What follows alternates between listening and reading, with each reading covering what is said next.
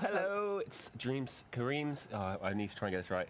Kareem's Dreams stream. Cool. Done a couple. Last one you did was the sculpting one. Yes. Where you did your werewolf. Oh yes, yes indeed, yeah. So I'm gonna leave you. Hello everybody. Hello. I'm gonna leave you to it really quickly. We asked everyone what they want you to build. So you're gonna build a high fantasy. Great. World. Great. Yeah. We're not discussing any beta details in this stream, but this is something that's going to be there for you to play around with, remix, however you want to take your turn with Kareem stuff. So yeah, I'm basically going to go now, Kareem. I'll just leave you to it. Thank you, Tom. Thank you. Well, to do a fantasy environment is a very cool subject because it's one of the most popular genres in entertainment, and we're so used to seeing in movies and in things like a lot of brilliant experiments and concept art and in animation. I was thinking, like, in the fantasy genre, what shall I do? And I thought it would be cool to go for a villain's lair or the fortress, like something like the Eye of Sauron and Lord of the Rings, something very dramatic and epic like that. So I will begin so we can make best use of the time, and I will speak over it. The first important thing when you're starting a scene really is, and the daunting thing is, how to begin and how to start that space. And I'm thinking, in order to make an environment that has an epicness to it, one of the very first things that is good to do is have a scale reference, and we always end up using our puppet as our scale reference. It's just there as a reminder, even if you never possess or walk around or do anything, it just always grounds you again. So I always like to start with that, just so we can have a sense of scale. And then I was looking at concept art, and I was looking at my own stuff. Like, I've just started to do my get on the bandwagon of Instagram and that, and put my old designs and new designs and stuff in there. So check it out if you want to see the process of design. But what I'm going to do here is start with an anchor shape. And for my anchor shape, I will turn the upright guide and just literally go like my fortress. If the entrance is going to be something like that in comparison to the character, then I can go from there. If that's the entrance, and then you sort of just quickly, literally without any thinking, just put a bulk.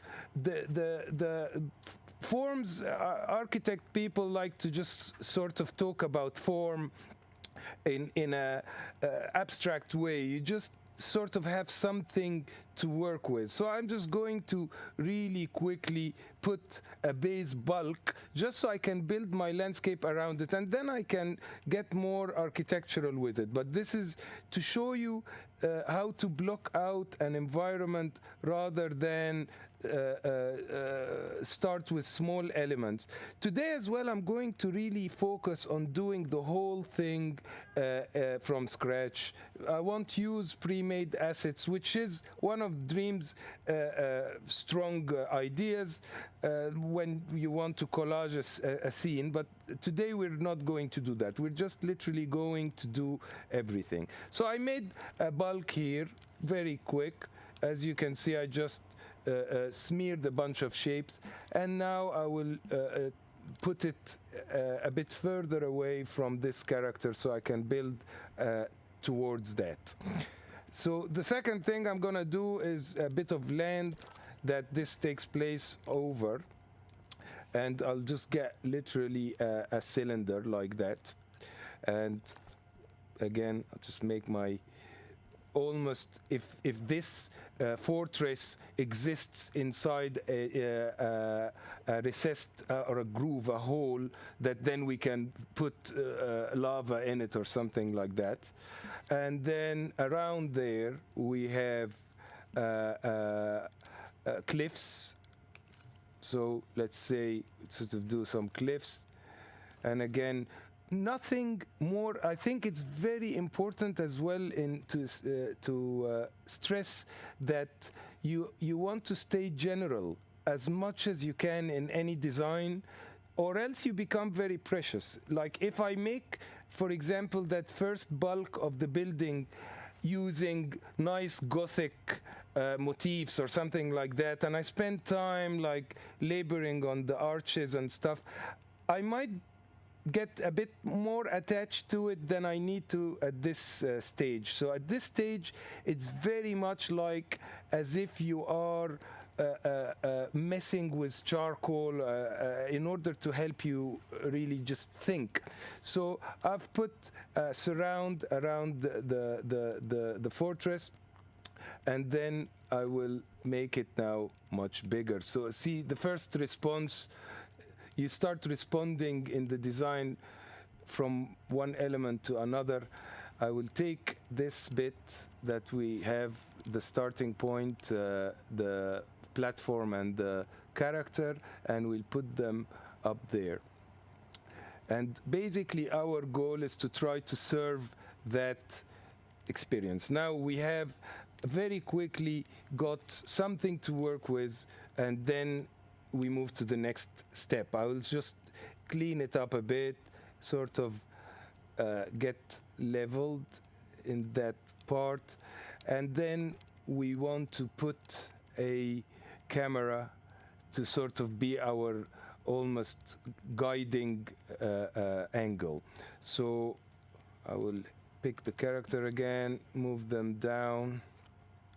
In fact, I don't need this anymore, so I'll just take the character and put it down here as our starting point. So this character is about to go there. See, already you have a sense of wow just from the scale of what we're dealing with. And now I'm going to change gear completely into setting up my mood. Before I continue further, I will put a camera beside the character, so I'll zoom in with my controllers, stick the camera behind the character, and then I will just go inside that camera and so make my angle that will look a bit looking up. Probably is not a bad idea, something like that. Okay, so in principle we got a beginning of our concept. Now I want to put some lights. So I will go and get my light gadget, or my sun and sky, as we always, and I like to put them beside each other, so whenever I'm dealing with camera lights and grades, it's once the same state of mind that you're in, so you go between them close to each other. I open the camera and now we get our environment going. So I'll pick a different mood. It sort of needed to be more tinted with warm colors.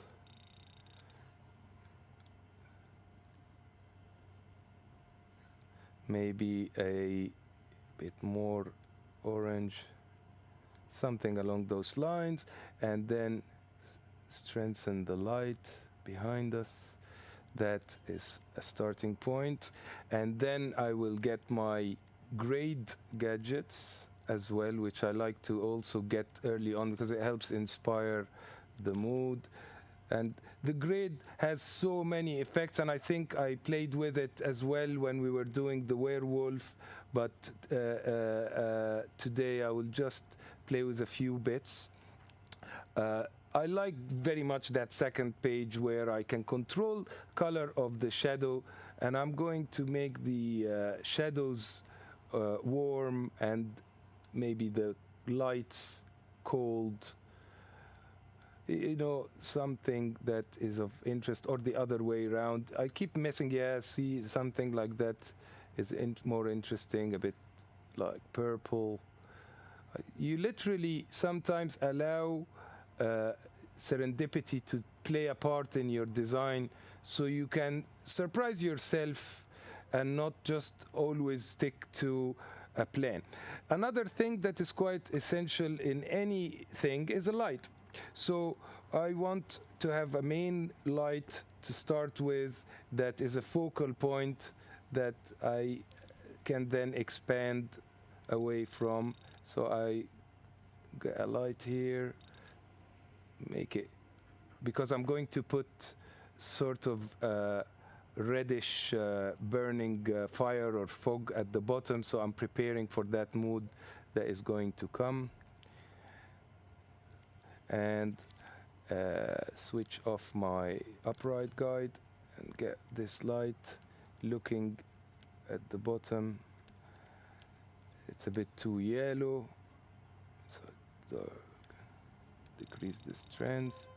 So you play with a few things like that to set yourself up, one from the front, a few from different sides, like almost like a movie set beginning to take place. Okay, so we got a framework. Now we start thinking, okay, what's the first thing to serve and do? I want to do still a little bit more on the vista, even though my focal point is this fortress. I want to sort of serve the background a bit more, because that will help contrast against the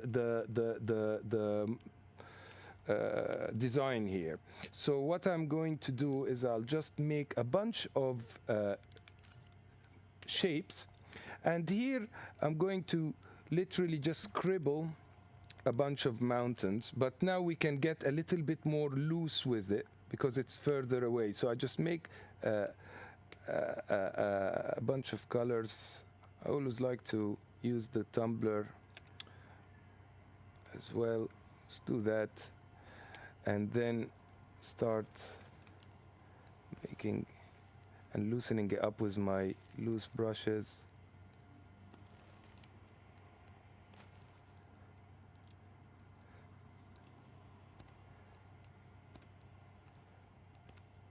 So you turn on the soft blend and the hard blend brushes. They give you really interesting results real quick, like that. Sort of sufficient, and it's interesting for the eye, you know, just to have big things to work with. And I like, even though the design has started as a symmetrical thing, it's got this very long fortress in the middle. So what I tend to do is not have a big high mountain behind it. I'll put the high bit on the side so it doesn't steal the show. And on the other side, I'm never gonna do the exact same thing, but you just try to get some balance with the design. But it's interesting that it's a bit different from one side to the others to give you some sense of landmarkness. And so I've just extended my environment a little bit, and now I will go to my paint tools here and just get brush stroke, and again I will just extend the environment using some painterly trickery. So just make a splodge of color. Again, we'll make use of the color tumblers here. That will do, and you sort of give the illusion that there is some land further away. Just did a very quick splodge here of color, and that's really all you need, like something like that, and you just copy it a few times, and it gives the illusion of a space that is extending more. And then if we want to serve it further, we can, but it's a good starting point to just give you a sense of space. Now we can begin. But instead of, you know, like the from scratch, we went from scratch to this situation in a reasonably fast time. Now we start designing, so we change gear into something more precise. So I turn on again, the upright tools or even the grid. And I sort of will just stick one, pick the scheme, maybe a darker gray, and go in my sculpt tools to, rather than the smearing, I will go to the single stamp and stick one, make it a bit lighter, and then just put one edit like that. And we want to extend a pathway that goes to the castle. And this is basically where the thinking about that character, and that's why it helps to always have it. How are they going to get there? You know, as soon as you see something like that, it gives you an anchor to serve and work with. Because you have that, you need now to do a door and so on. So a lot of the case with design is you basically serve a virtual story that gives it a functional believability to it. So I'm doing my just a quick hole like that to start building around. I will also put inside that hole some glowing cube, so when the door goes in front of it, it looks like there is some scary stuff going on inside. Maybe switch off the grid for a second and go up here below this. So now when I build in front of it, look like there is something glowing inside the place. Back to grid on. I like it's quite nice even in very organic designs to use our grid system, which is so developed. We had some new changes to it that our amazing Dave has done to it, and Liam.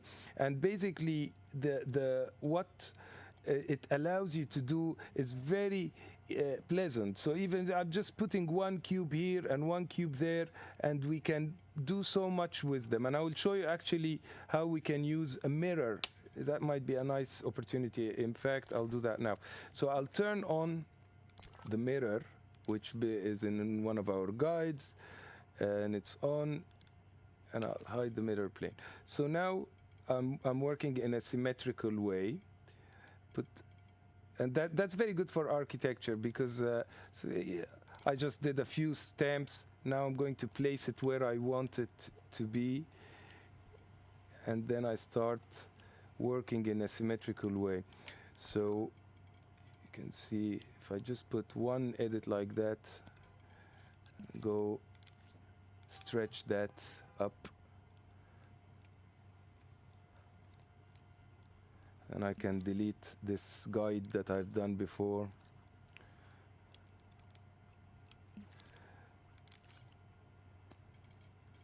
And using the grid, you can really be playful. You can just start extruding outwards in a sort of changing the colors a bit.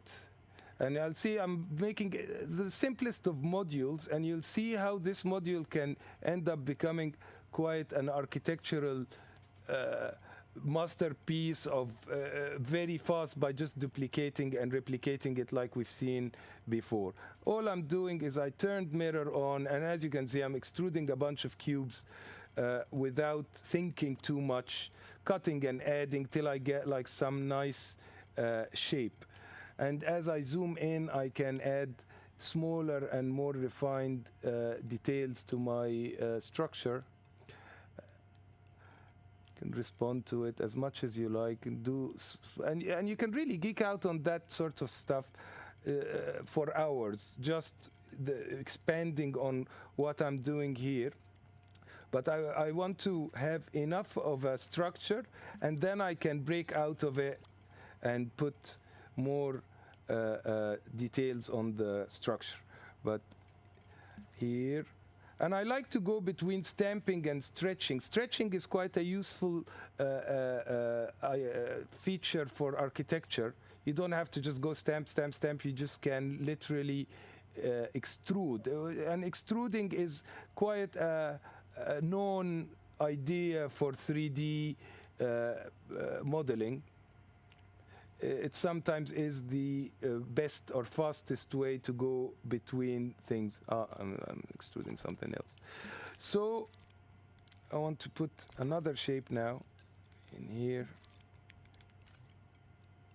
Pick a different color.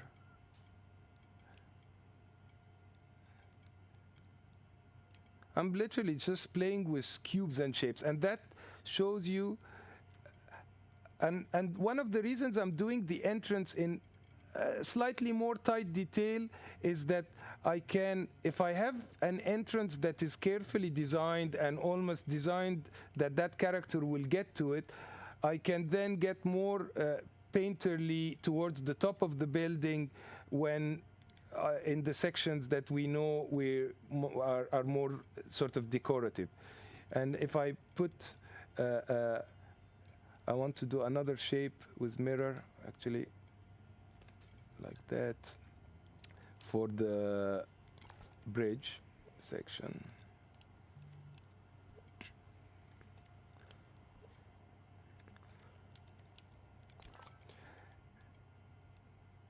And here I'm gonna put again 2 cubes like that, and then extrude them out.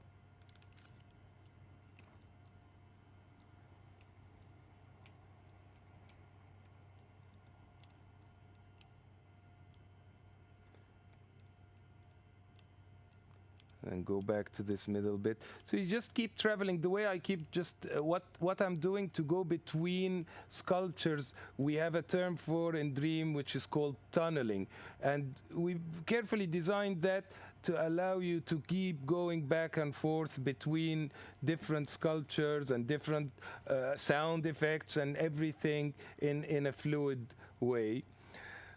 So because I'm using mirror, everything I do will go on the other side. So if I tunnel now back into these side bits and I put one element just like here, like that, and then I go to the clone tool and pick it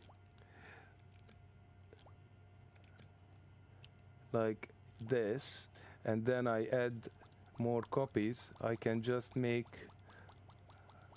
more ridges like that. So you can add more and more detail to your creation as much as you can spend your time on. I'm going to do another trick that is quite cool in an entrance, is to have some columns.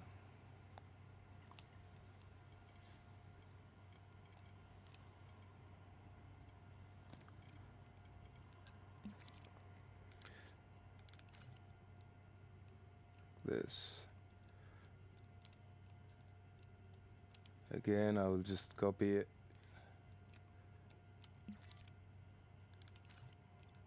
Oops, I deleted it. No, the one beside it. Here we go.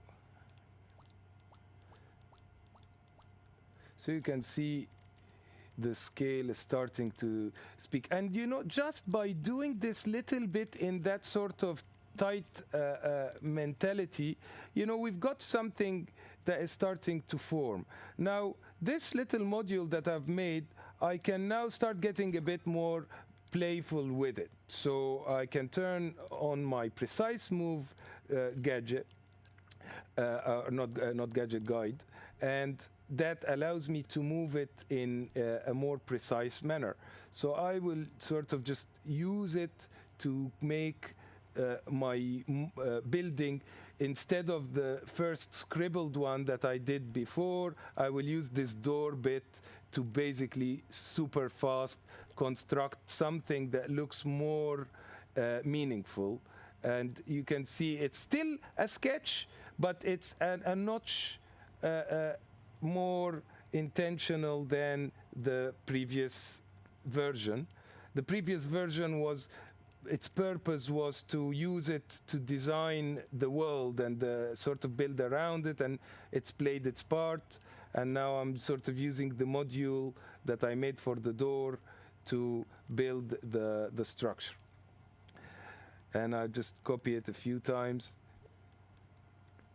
And even now I can turn off the guide and just be more hand designed with this.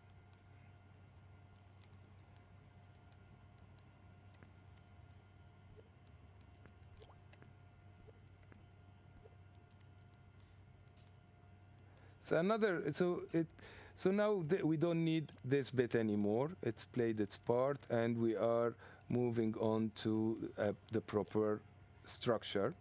We need what sort of we call.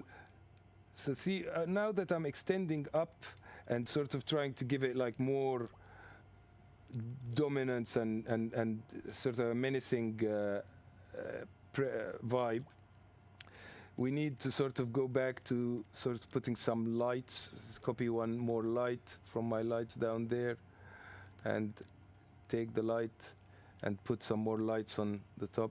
So picking up my design and sort of seeing different parts of it, seeing what we can do.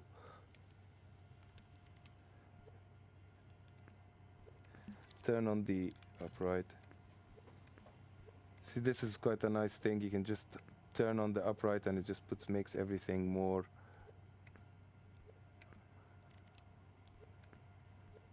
upright. And now I want to do a different motif where I will build another architectural element in response to this, like big arches that extend. I'll switch off the mirror now and do sort of some mega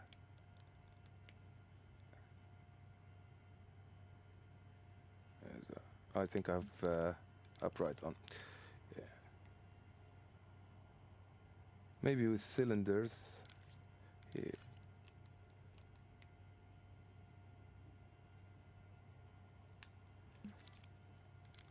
Turn on the I turned on the upright, and we have some sort of Gothic style supports.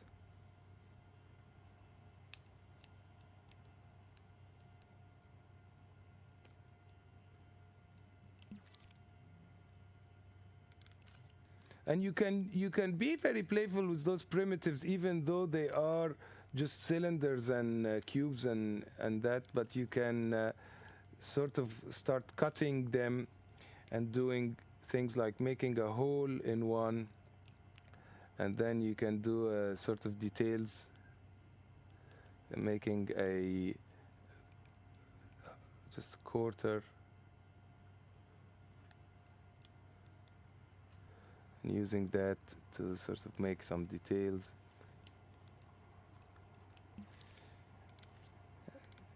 And you can be more illustrative with yours.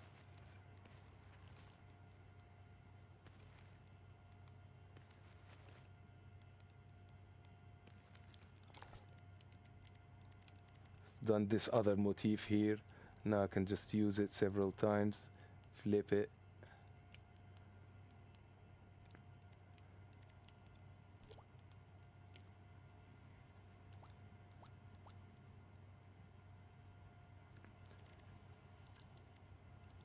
Around, replicate and use it on different scales. Can even use it with our entrance.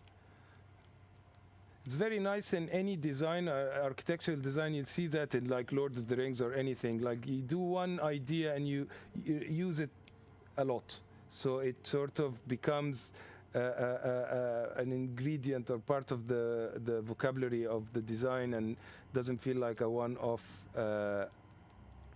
concept sort of thing. As soon as you repeat the use of something, see, like even you just start getting patterns that you didn't even realize that you've made.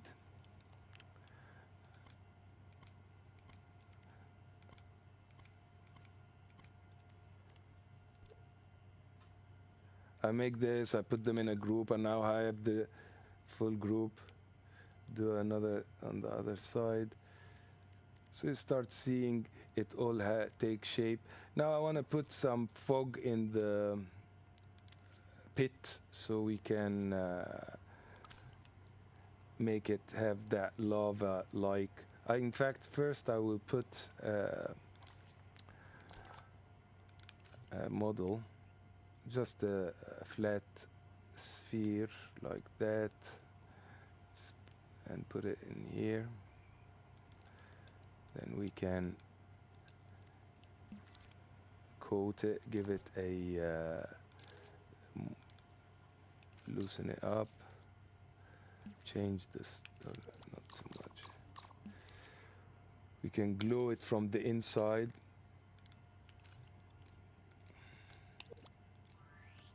Like that. Now change the styling into another style. Our default is the square one, but maybe I pick another style using the change style tool. Pick that one maybe. Yeah, it's kind of cool. Make it a bit smaller. Thing cool. Like we've shown before, just give it some movement and even some more glow.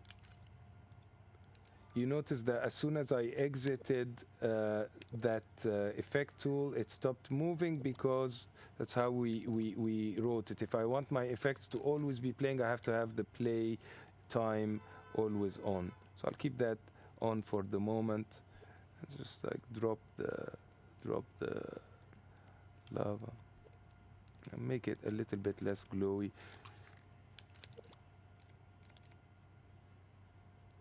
Yeah, something like that. And then I put over that some fog.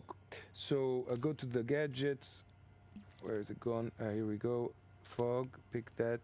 Yeah, and I get this tablet here that has fog parameters. You can pick the style and color and all sorts of things. Make it a bit the density, make it a bit glowy so we can see it. Okay, you can see the colors changing. I'll change the shape of it into a cylindrical one. Cool, and then I can move that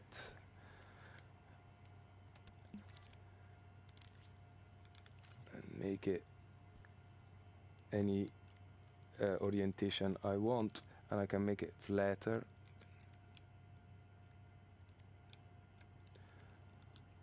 And basically put it on the floor to make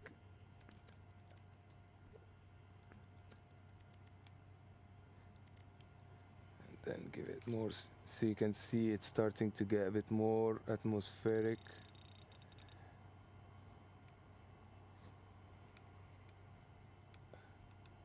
And it plays all these systems play off one another. The lights play off with the fog, and the fog, so because I have lights, you can see, but now you feel okay, that starting to look more interesting.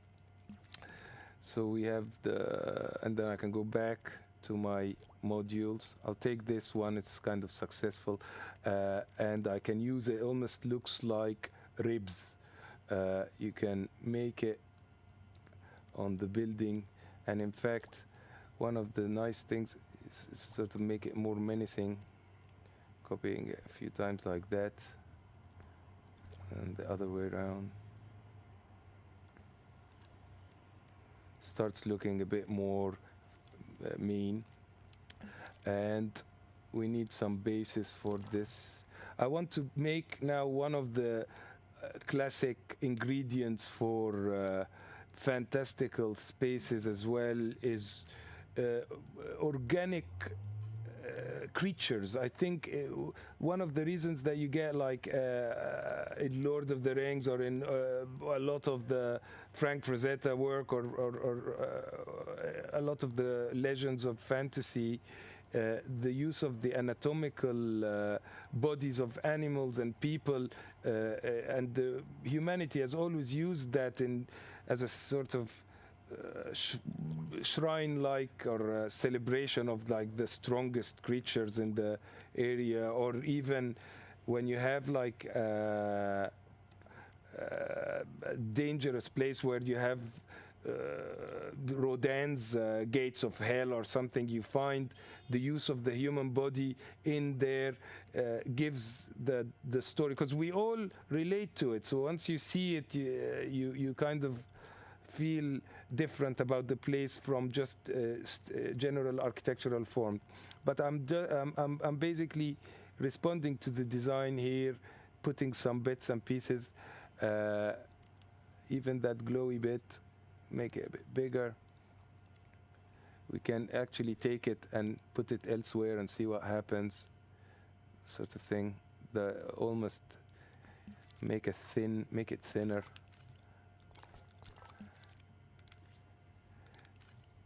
See, I'm always searching for making the design have a hook, and I'm feeling this central part, this kind of rib-like thing is starting to be or at least give this particular place an angle, you know. And I would define that by, if somebody a cool design is something that, you know, you can describe after the fact and still remember it. You can say, oh, that's the one which has the big eye on top, or it has the sort of big cliff that runs through the city here. So you have something like that. And I like to sort of take these big ones and repeat them, but smaller as well around here.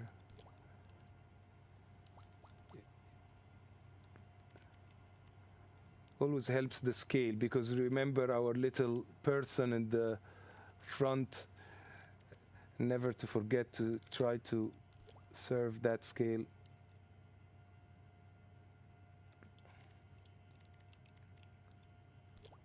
Cool. Okay, so another thing that is now starting to attract my eyes is because when we started making that cliff, it was just very broad, so it needs small details just to help again with the scale before I move to the organic humanoid or human touch in the, 'cause that's sort of time consuming. I know when I begin it will suck me in. My two interests in design have always been architecture and anatomy.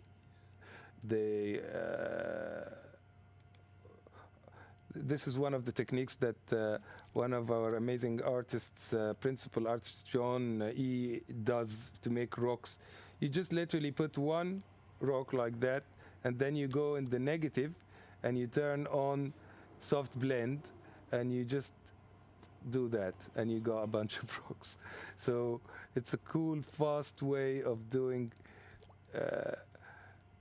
bunch of rocks. And of course you can do it several times to get different varieties of them. In fact, I'll do that now to show you that you can really, just that technique alone is so promising in its repetition. Actually is key to design and art and everything. When you have like an idea, you just do it many times, because you know that same thing that I've just shown you. If I do that and now we cut it, but like let's cut it this time with a thin thing and see what that will look like, you know. So that's giving me different shapes,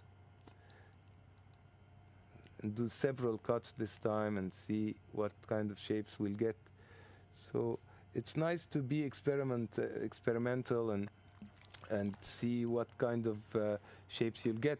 Even another variety of this would be, this time we will cut with a different I keep going to the I'll cut with a different color and a different shape. So I will go to cylinder and make that cylinder dark, and then soft blend and cut with that color. So you get those dark patches as well for free when you do your cut. So you see, like one little idea like that, you can make a whole world out of just place one cube, cut with soft blend, and then add to the family. And then once you kind of go like, okay, that's a good enough bunch to play with, then we can start placing it in my landscape that I've placed, just to give it a little bit of sense of scale, because when it was bare, it looked too you couldn't tell how big is that. But as soon as you sort of do things like that, and then you put a bunch of those in different parts, your eye starts having much better scale reference, and you start realizing the majestic or the meganess of the environment. And it's it's quite it's the kind of labor. Oh, I'm copying the guy. Oops. Wait, no, we don't want the many characters. Here we go. Again. There is I think I say it every single time, but it is the only lesson, and the one lesson that is worth having and knowing is just repetition. Like just the idea of like me copying and pasting these rocks around, and doing that for like the next hour. If we had an hour, for example, of just doing that, by the end of that hour, you will find that you will do things that you weren't doing in the beginning. And there is no way, no shortcut to finding out that, except if you actually sit there and do it. Because like, for example, look here, one came to me. Like, so I like this flat section, so I'm going to sort of respond to it and make a flat looking design now. So even though this is not what these pieces were made to look like, I found something in it and I responded to it now. And it becomes this flat stylized cliff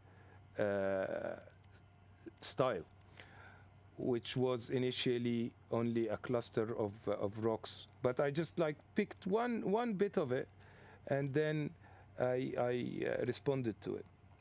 So it's very essential to do the repetition, especially in landscapes.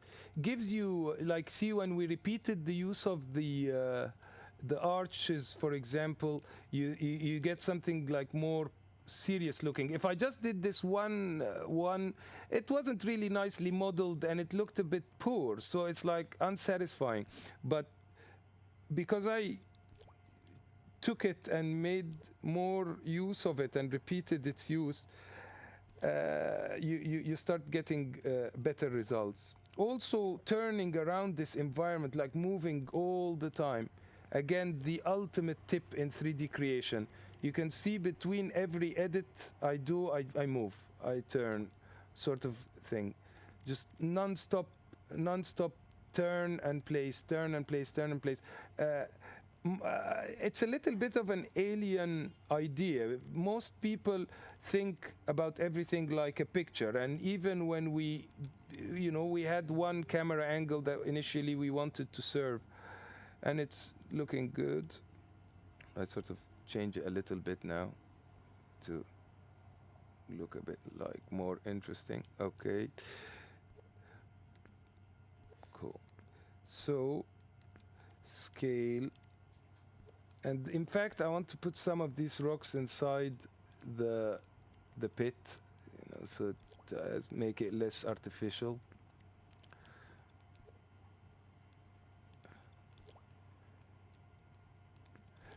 And it's the nice thing is, like, once you've done an interesting cluster, you can copy it all and then just repeat and repeat.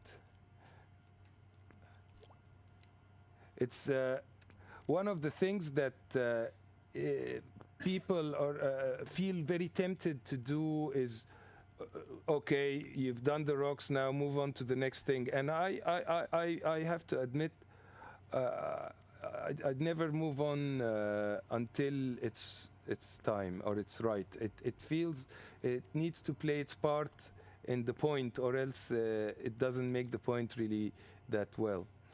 The next I want see, like, these are too small. Need some big ones. Again, to respond to see, I'm now responding to this curvy bit.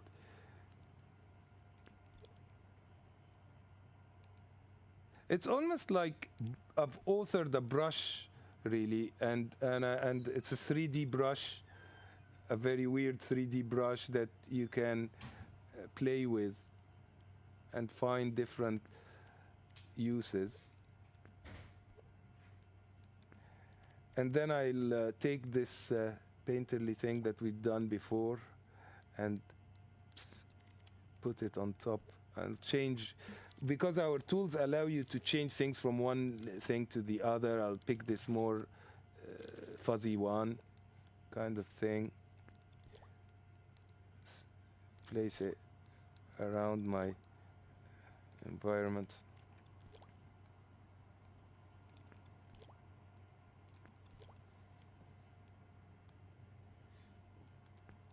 Change the color of it so it's not that green.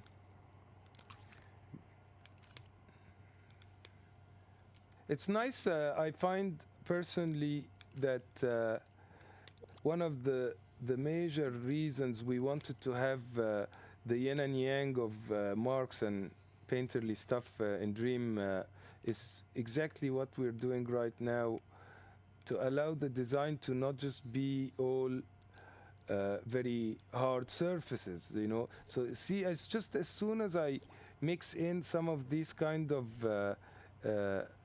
forms, it kind of gives the eye a rest. So, you know, when you have the sharp lines combined with the soft ones, it has a nice feel to it. It's basically like smudging, and I'm just picking. So I've slowly, without, after spending some time, your design or working with a design starts getting more fun, because you've got more things to pick. In the beginning, it's a bit daunting because you know, you have nothing, so you have to sort of have some patience. But after a while, you start going from one thing to the other much faster, and you know, I need a bit of rocks now, I need a bit of this. Okay, so we've got our structure. Now we need the hook, the money, the fantasy ultimate move is having the anatomical bit. So I'm gonna prepare for it by just having another light, but maybe this time from the top. And I've spoken probably last time in the last stream about sculpting on our puppet. And sculpting on the puppet is brilliant because you already have a pre-rigged character that is broken into elements, and it's quite nice to work on that. But I'm going to not do that now. I'm going to just sculpt it as a whole because I'm not going to articulate. So I'm just going to just use the sculptor. I put this purple light so as to have a contrasty thing. I want to go back in my camera again just to remember how much do we see. Look up more.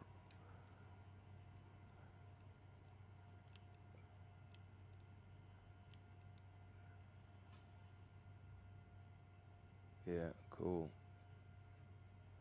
I like seeing this bit. Okay, but the purple isn't the great. So that's the thought process. You kind of keep trying things, playing around, and all the tools are really not hard to do. You know, you go pick a color, look at it. Do you like it? Yeah, that's nicer. Cool. And then I want to pick up some of these as well, like just as if the lava is reflecting on them. So I just put the more lights. Lights is never, there's never enough lights to put in an environment, especially when you're doing scenes. And our engine has a lot of families of lights. We have spotlights, we have spherical sort of cheaper lights, we call them, because you can have more of them basically. We have this glowing business. You have a lot of tricks. Look, this uplight that is catching the bottom of the pillars is cool because it makes the lava thing more convincing. Okay. Right. Now these ribs need to be even more ribby. So I'm going to sort of do a double rib. So I'm responding to that anchor. It's kind of a stronger thing idea. I always also, you catch weak little flimsy bits and you try to deal with them. You basically give yourself problems and then you solve a way. It's always nice to have some foreground. Wait, let's see what we see. Maybe we don't catch it.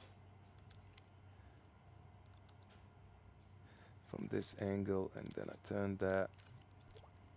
See, that's cool. That line here.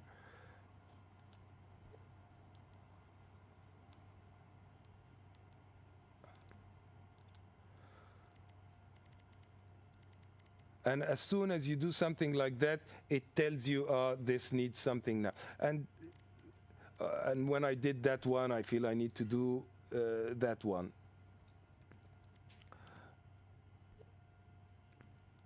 Okay, anatomy time. So again, I'll turn on and see. This is basically when in doubt, doing fantastical stuff. You think about like Aztec and ancient Greece and ancient Rome. Always you got statues, and so I turned the mirror on, do a quick scribble sort of thing, just to get my symmetry. And okay, I'm gonna put something around here. Okay, here is how you block it, like super fast. Head, that's as much head as you need, and then the arms. In fact, even make it more monstrous. And then I like to do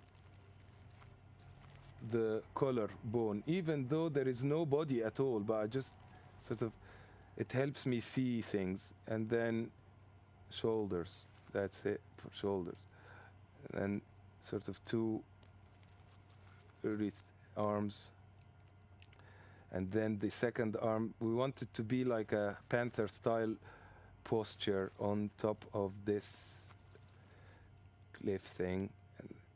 And then, see, I'm just literally cylinders and extruding, not feeling any preciousness. It's very crude, but that's cool because you don't, in sculpture, it's nice to have something to cut. If you get it really right, the techniques that it needs or generates are different than the techniques that make a satisfying result. One of the things that gives style is layers of decisions. So I would always define style as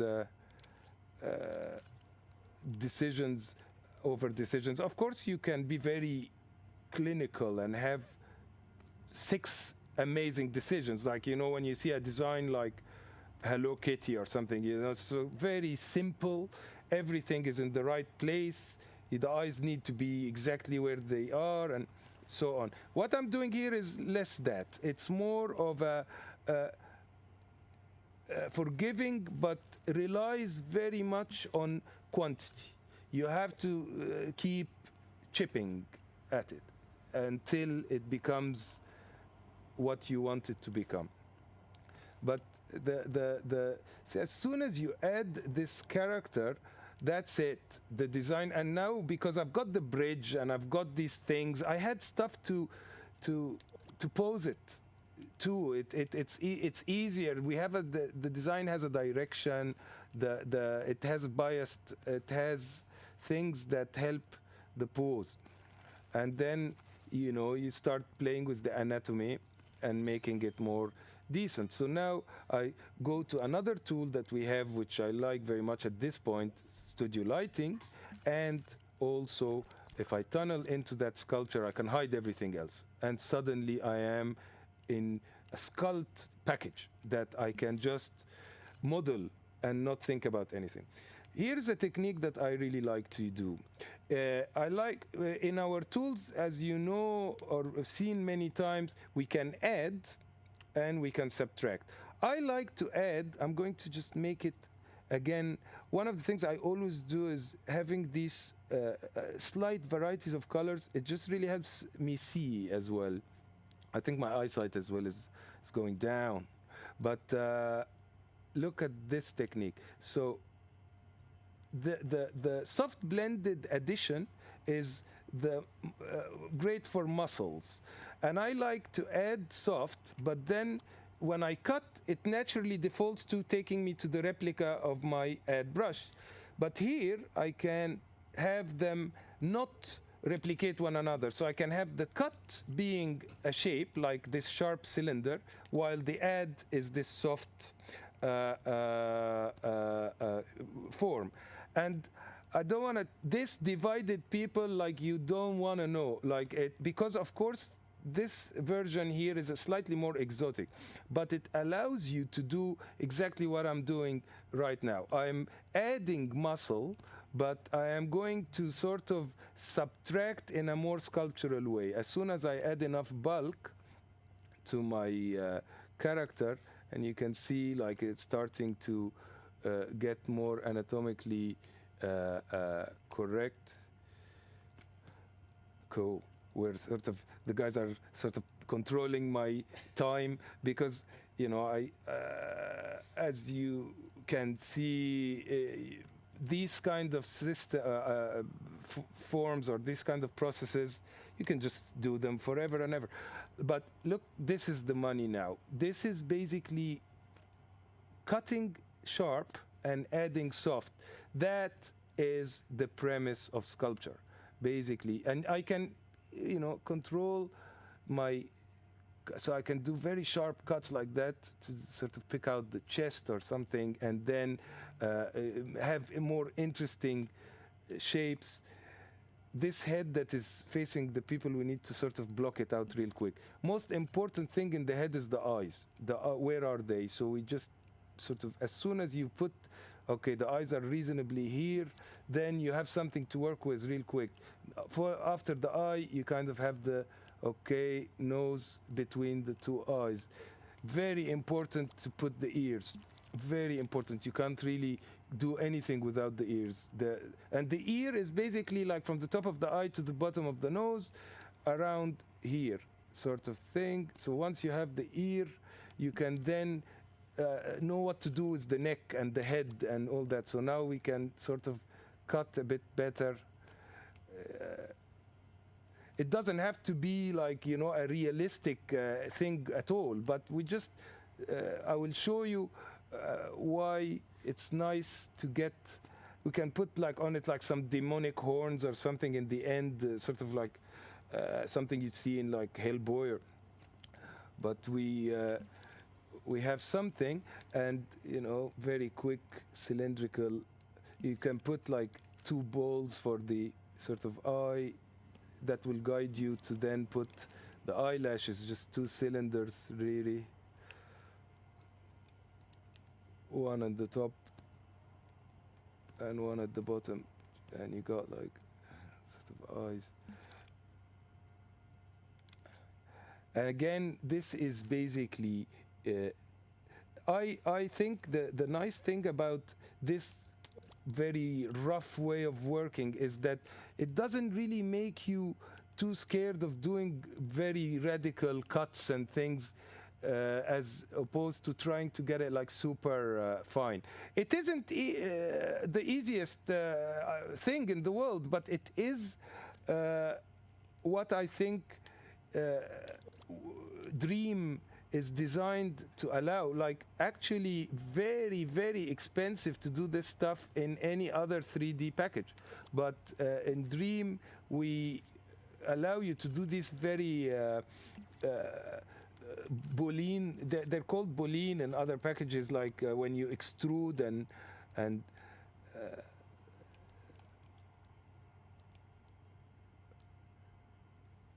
okay, general shape. We're gonna see it from a distance, and then I'll show you. Here we go. I need just use the cylinder, cut big hole, this bit, this sort of indentation thing, and then a bit quick, some detail. So now I've got the ears. I can sort of do that muscle that comes from behind. It's important muscle, even in very fast things like we're doing now.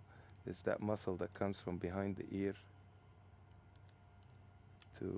from here to there.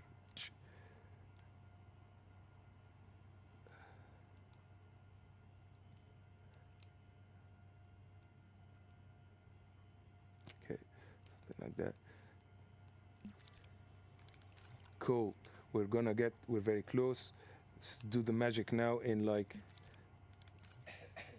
I want 10 more hours. But I will when in speed, I sort of get the cylinder. The cylinder is my go-to when I need to sort of go speedy, because it does the coolest muscle-like smears like that. And in a way, it's kind of sketchy, and it will give us the cool shadows that we want. Just quickly. It's a nice way to block.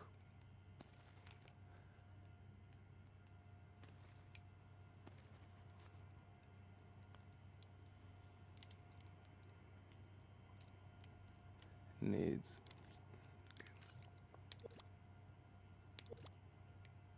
It's good I didn't do the body from the start, or else we'd have no chance.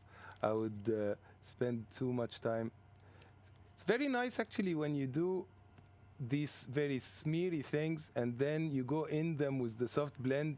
You just get a little bit of it left, but not more than you need. Okay, let's pretend that this is our figurative thing. It just needs a nice cut, or else I will be very sad.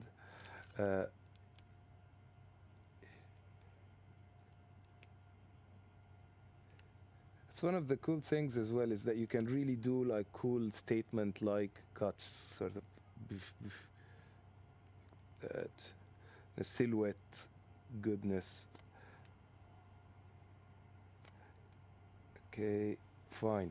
And then we give it a bunch of horns, so we can get the demonicness.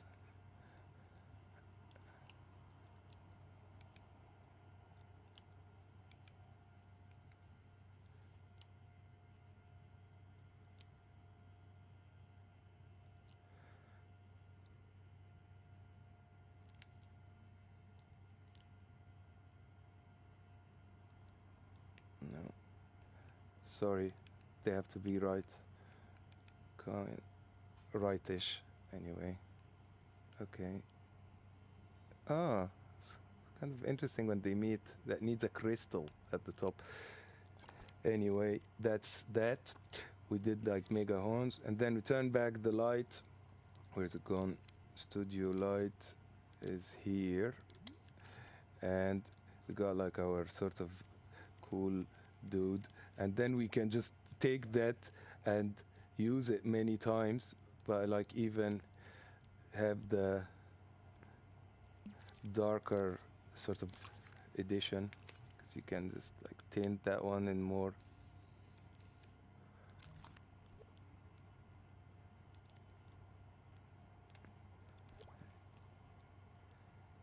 Put one in each.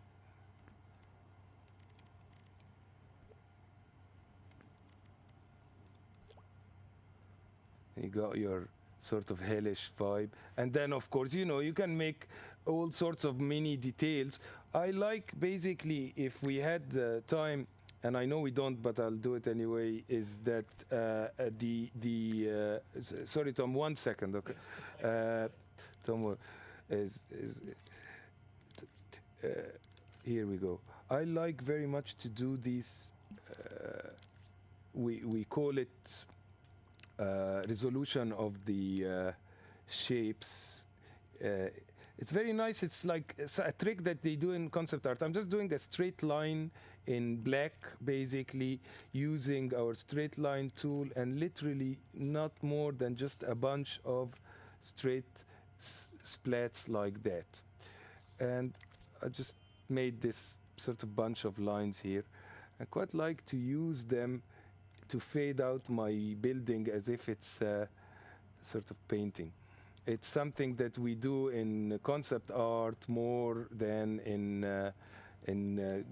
game art, because game art are like and you can make it like less see-through. It's very sort of concept art looking touch, and you can use it as a design element as well. It doesn't only have to be a fadey thing, like just like bits and pieces of the design that are more scribbled and less defined. That's one of the perks of Impressionism. It allows you to sort of feel the feeling of a design, and then you kind of go, oh yeah, these can be towers or they can be whatever, but you just sort of, and if anything, it adds that sort of sophistication as well to the sort of thing. It doesn't look just plastic, which in order for traditional CG to not have a plastic look, they have like lots and lots and lots and lots of texture. In here, we do paint. That's about as much time as we have, but I think like we had enough ingredients. We saw some of the bits and pieces that I wanted to show you on how to make your own fantasy art vista sort of thing.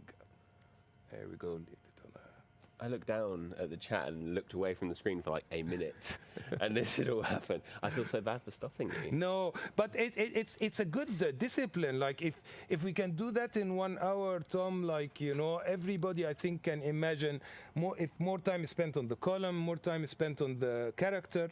But actually, I like this urgency because it forces us to change from beat to beat to beat and go on about what makes a design as a whole, rather than maybe if you spend all the time of the stream on just one of the assets, and you can just not miss out on the alchemy of what makes a scene in one of those epic movies or games. Yeah.